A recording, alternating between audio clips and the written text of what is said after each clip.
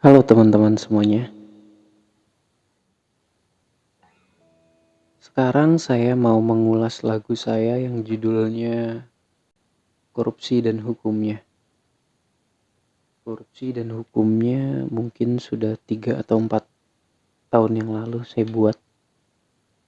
Ini adalah bentuk hmm, ungkapan perasaan saya ketika melihat para koruptor.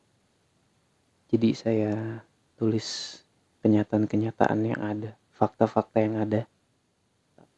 Di sini jelas hmm, liriknya bahwa kenapa ia tak tahu malu, sudah korupsi masih begitu, senyum-senyum dada-dada dapat hukuman masuk penjara. Itu saya tulis dari kenyataan ketika saya ngelihat televisi bahwa lagi-lagi para koruptor ketangkep, ketangkep dan ketangkep, dan ekspresinya tidak ada rasa seperti bersalah dan berdosa. Pakai rompi orange, kadang-kadang dada-dada nunduk, ada yang senyum gitu ya kan. Itu saya tulis seperti itu.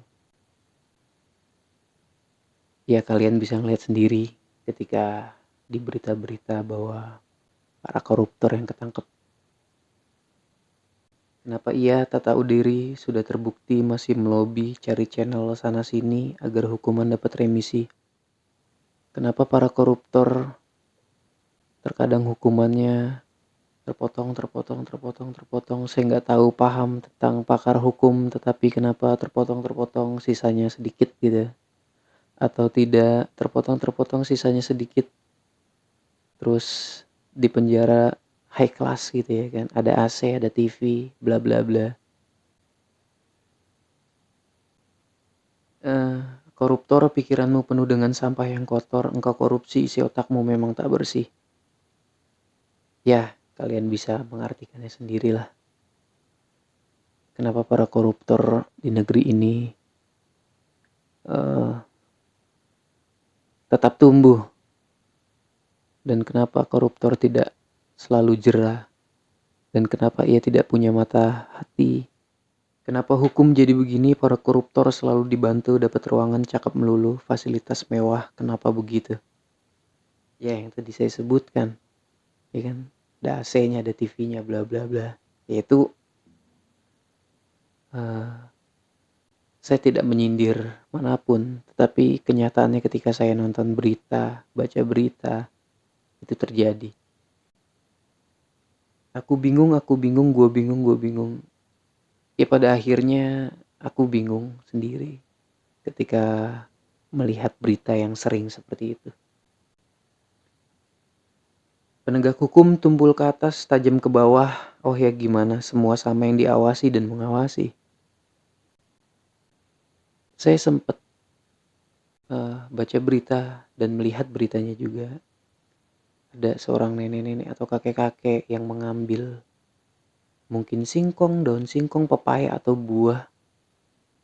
Cuma dituntut dan dia kena hukuman penjara gitu. Bahwa saya tidak membenarkan bahwa dia boleh mencuri. Tapi mencuri yang sedikit kena hukumannya tetap, dan mencuri yang banyak kena hukumannya bisa ringan. Ya, kalian bisa menilai sendiri. Terus semua sama yang diawasi dan mengawasi. Yang diawasi adalah para koruptor. Yang mengawasi adalah penegak hukumnya. Semua sama, sebenarnya itu nggak boleh sama. Hukum harus setara, tidak boleh tumpul ke atas dan tajam ke bawah, ataupun tajam ke bawah tumpul ke atas. Apabila salah ya salah, apabila ya benar ya benar. Hakikat kebenaran harus didirikan. Terus aku bingung, kamu bingung, rakyat bingung, asialan. Di sini kenapa saya menekankan bingung?